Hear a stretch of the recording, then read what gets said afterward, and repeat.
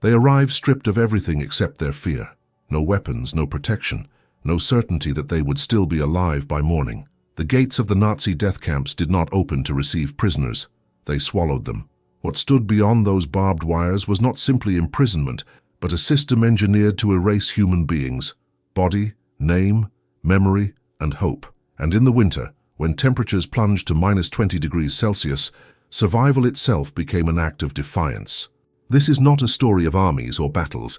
It is the documented, real history of unarmed prisoners who faced one of the most efficient killing machines ever created and, against every expectation, survived. As you listen, leave a comment sharing what this story makes you feel. Your voice matters because remembering is also a form of resistance. If you value stories that preserve truth and honor those who endured the unimaginable, subscribe to the channel, leave a like, and join the conversation. These stories must continue to be told. The Holocaust was not chaos. It was organization. Trains ran on schedules. Records were meticulously kept. Camps like Auschwitz, Treblinka, Majdanek, and Sobibor were designed not only to kill, but to break the spirit long before death arrived. Prisoners were reduced to numbers, shaved, starved, frozen, and forced into exhausting labor that had no purpose beyond destruction. Winter was one of the Nazis' most effective allies. Prisoners wore thin uniforms, often nothing more than striped fabric and wooden clogs. Snow seeped into barracks with broken walls and no insulation. At night, bodies were pressed together, not for comfort, but to steal warmth from one another. Many did not wake up. Food rations were calculated to weaken, not sustain. A watery soup, a crust of bread. Hunger became a constant companion, sharper than the cold. Men and women collapsed during roll calls that lasted hours in the open air, forced to stand motionless while guards counted and recounted bodies, even as frostbitten feet bled into the snow. And yet, within this system designed for death, survival occurred. Not because the camps were flawed, but because the human will proved harder to extinguish than the architects of genocide anticipated. Some survived by forming silent alliances, sharing crumbs of bread, or holding each other upright during selections. Others survived because they learned how to appear strong when they were not, how to hide illness, how to blend into the mass when death searched for the weakest. Historical testimonies confirm that even small acts became lifelines. A whispered warning about an upcoming selection, a stolen potato passed hand to hand, a single extra layer of cloth smuggled from a factory floor. These were not heroic gestures in the traditional sense, but they were acts of quiet rebellion against annihilation. The Nazis believed that unarmed prisoners were powerless, but power does not only exist in weapons, it exists in endurance, in memory, in the refusal to surrender identity. Prisoners recited poems from their past lives, remembered loved ones' faces, and clung to the belief that the world beyond the wire still existed. At -20 degrees Celsius, fingers stiffened, lungs burned, and thoughts slowed. Frostbite claimed toes, ears, and noses. Infection spread rapidly. The camp doctors, when they intervened at all, often did so to decide who would live another day and who would be sent to the gas chambers. Survival was never guaranteed. It was negotiated daily with chance, cruelty, and resilience. As the winter deepened, rumors moved faster than bodies. Some whispered that the war was turning. Others spoke of advancing armies, of liberation that felt impossibly distant. Hope, fragile and dangerous, could both sustain and destroy. To hope too much was to risk collapse. To abandon hope entirely was to die before death arrived. And still, people endured. What follows is the documented path of how unarmed prisoners navigated freezing temperatures, systematic starvation, and absolute brutality, and how some of them lived to tell the world what happened inside the camps, when the cold was as lethal as the guards, and survival itself was an act of resistance. The cold was not merely a condition of the camps, it was a weapon. Historical records and survivor testimonies describe winters where the temperature dropped to -20 degrees Celsius, sometimes lower, turning every breath into pain. Work did not stop. Prisoners were marched out before dawn, their thin shoes slipping on ice, their bodies already weakened by hunger. Those who fell were beaten. Those who could not rise were left behind, frozen where they collapsed. Forced labor was central to the system.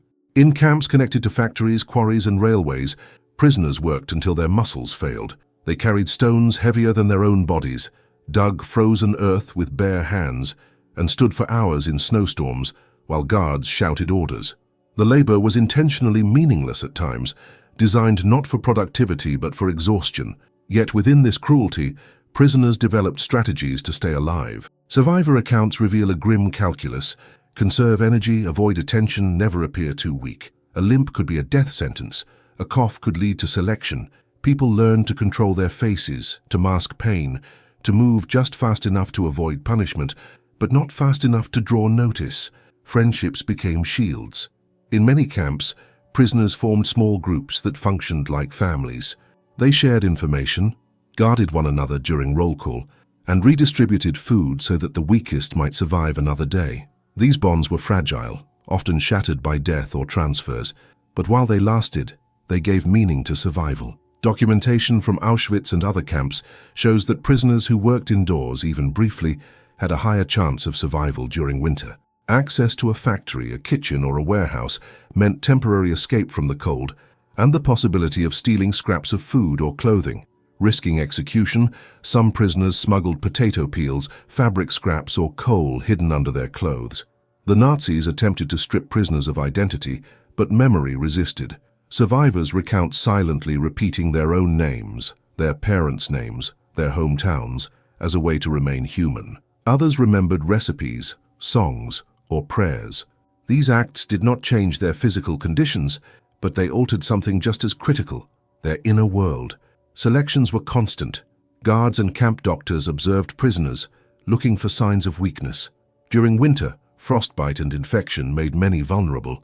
A swollen foot, blackened toes, or fever could mean transport to gas chambers. Prisoners hid injuries, wrapped rags around wounds, and helped each other stand during inspections.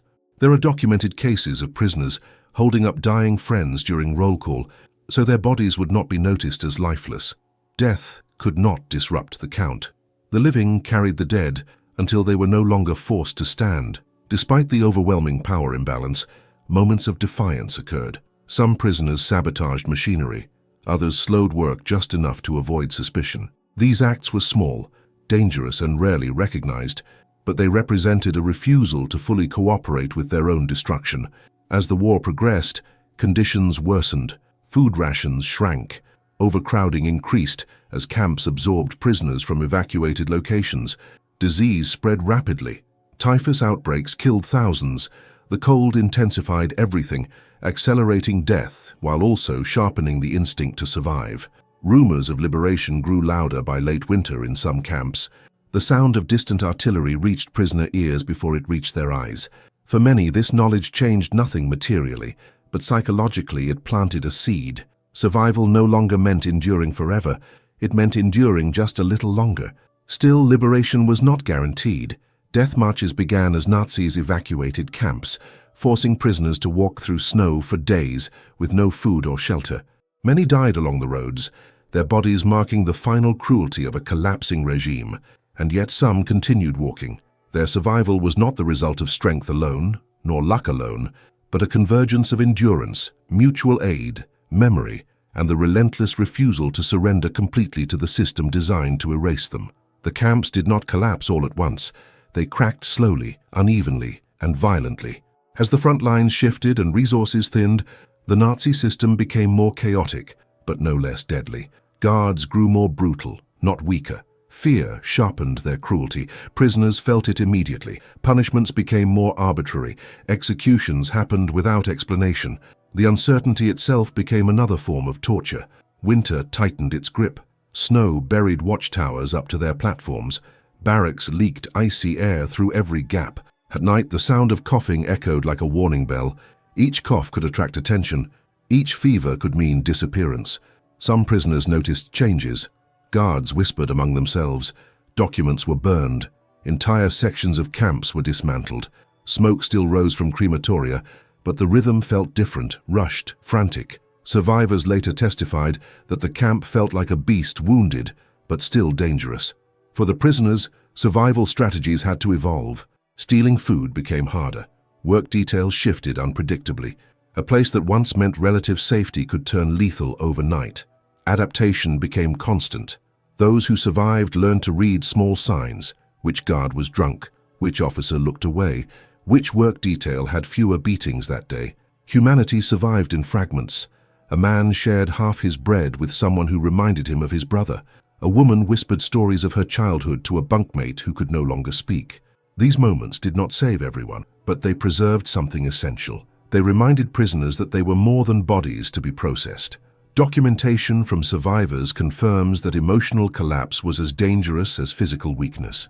Those who lost all will often stopped eating, stopped standing, stopped caring. Others around them tried desperately to intervene, lifting heads, forcing soup between lips, reminding them of names, dates, anything that anchored them to life. The cold marched with them when evacuations began.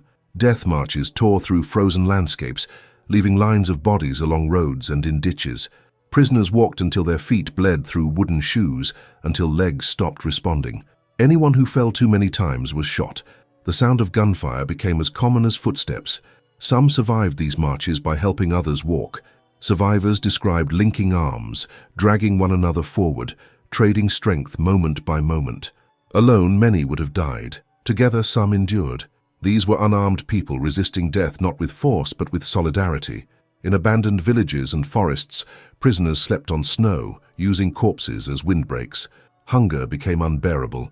Some ate grass, bark, anything they could chew. Liberation, when it came, often found survivors barely alive, unable to comprehend freedom because their bodies were still trapped in survival mode. When Allied soldiers finally entered certain camps, they encountered silence more than celebration.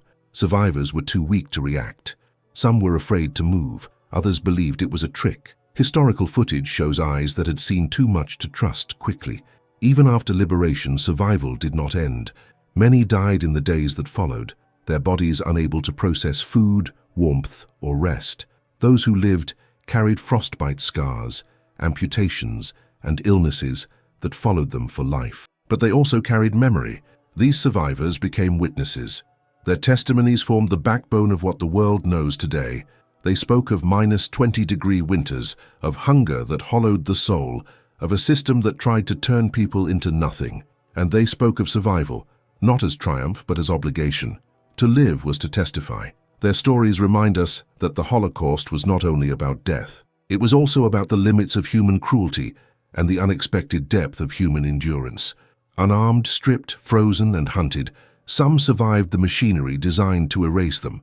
And as their voices emerged after the war, the question shifted from how they survived to whether the world would listen. Listening was not guaranteed. In the years immediately following the war, many survivors discovered that the world wanted to move forward, not look back. Their stories were too heavy, too disturbing, too inconvenient.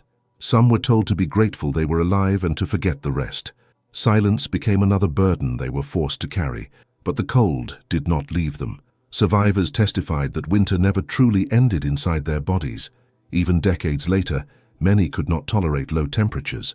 The memory of -20 degrees Celsius, of frozen nights and burning lungs, lived on in their nerves. Sleep was often interrupted by dreams of roll calls, barking dogs, and endless snow. Medical records document long-term damage caused by starvation and exposure. Organs weakened, bones thinned, immunity never fully recovered. Yet despite this, survivors built lives. They worked, married, had children, not because the trauma vanished, but because survival had taught them how to endure pain without surrendering to it. Historical archives preserve letters written shortly after liberation. In shaky handwriting, survivors described the camps not as places, but as conditions: cold, hunger, fear, waiting, always waiting. They wrote of counting footsteps, breaths, heartbeats, anything to mark time when time itself felt meaningless. Many survivors struggled with guilt. Why did they live when so many others did not? Why were they spared selections, bullets, disease? This question haunted them. Survival was never experienced as victory. It was experienced as responsibility, to speak, to remember, to warn. As trials began and evidence was presented, survivor testimonies became crucial. They described the freezing labor, the deliberate lack of clothing, the calculated starvation. They explained that the cold was not accidental. It was policy. It was allowed to kill, sometimes encouraged to kill. Documents confirmed their words. Camp inventories showed insufficient winter gear. Orders showed labor quotas unchanged despite weather. Death reports spiked during winter months. The system functioned exactly as intended, yet what could not be fully captured in documents was the emotional reality, the sound of teeth chattering through the night, the fear of waking up next to someone who had died silently in their sleep, the moment of realizing that numbness in the feet meant frostbite, and frostbite meant selection.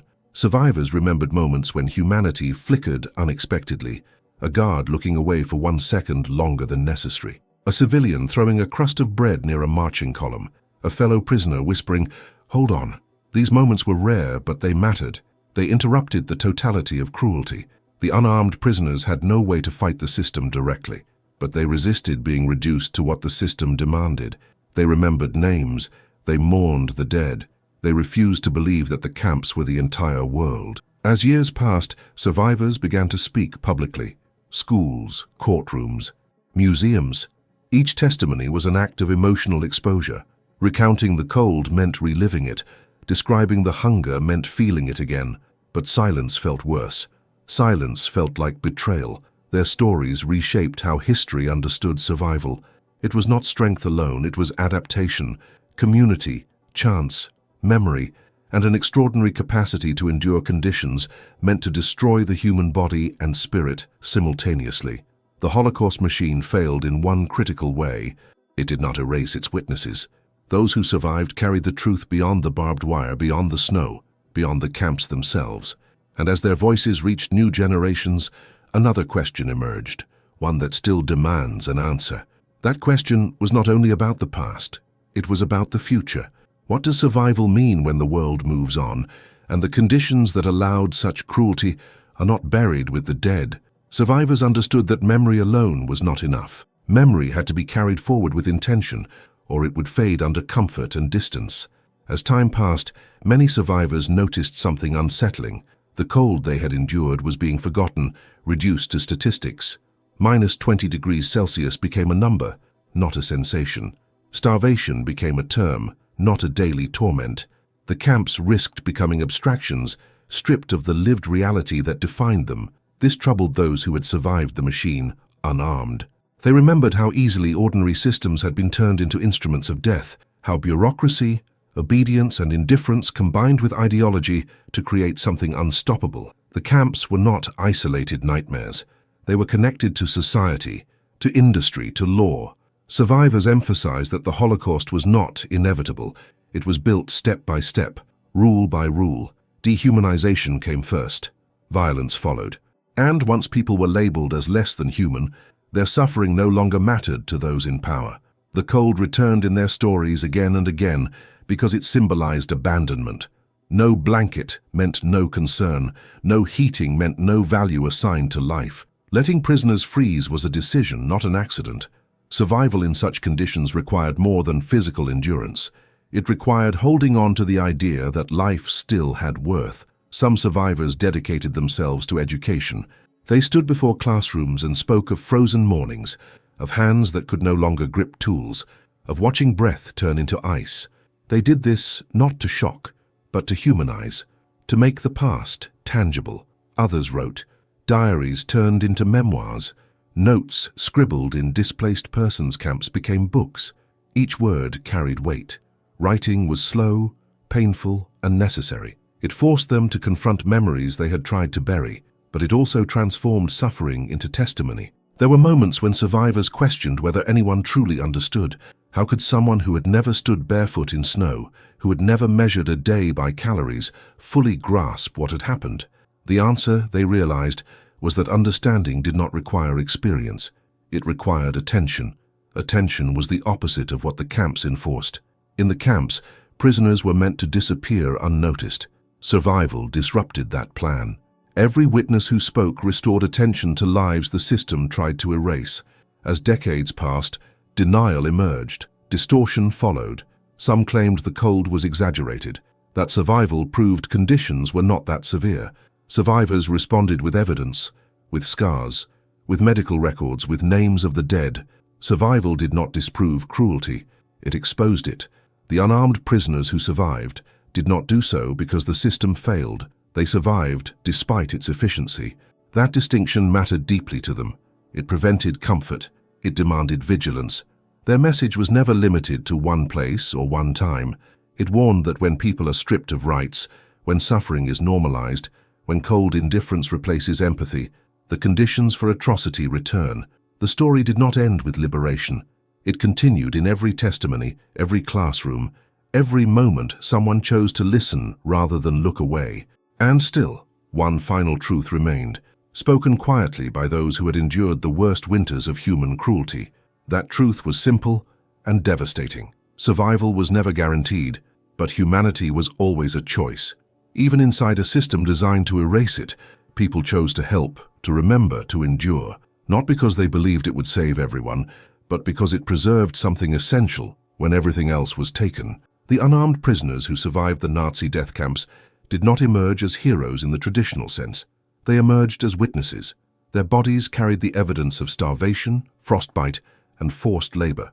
Their memories carried the voices of those who did not survive the winter, whose names would have vanished without testimony. Historical documentation confirms that -20-degree winters killed thousands not by accident, but by design. Cold was allowed to finish what hunger began. And yet the system failed to achieve total erasure. It underestimated the human capacity to adapt, to bond, and to endure without weapons. Survivors spoke of moments when life narrowed to a single decision: stand or fall, eat or share, speak or stay silent. In those moments, morality was not abstract. It was immediate. It was survival shaped by values rather than power. Many survivors lived long enough to see their stories taught, recorded, and preserved. Some stood beside memorials built where barracks once stood. Snow still fell there in winter. The ground still froze. But now names were carved into stone, refusing disappearance. The cold that once symbolized abandonment became, in memory, a measure of endurance. Each frozen night survived became proof that the system had limits. It could destroy bodies, but it could not fully control meaning. This does not lessen the horror. It sharpens it, because survival existed alongside mass death, not instead of it. For every person who endured the winter, countless others did not. Remembering one without the other distorts the truth. The Holocaust machine was efficient, deliberate, and ruthless. It was also human-made. That is the most uncomfortable fact, and it is why these stories remain urgent. They are not relics of a distant, incomprehensible past. They are warnings written in frost and hunger. The unarmed prisoners survived not because the world was kind, but because they refused to surrender entirely to cruelty. They held onto fragments of dignity in conditions designed to strip it away. In doing so, they left behind something stronger than weapons. They left testimony, and as long as these voices are heard, as long as their stories are told with honesty and emotion, the machine does not win. Memory becomes resistance. Listening becomes responsibility. The cold still returns every winter, but now it carries a reminder of what happens when humanity is denied and of what endures when it is defended, even with nothing but the will to survive.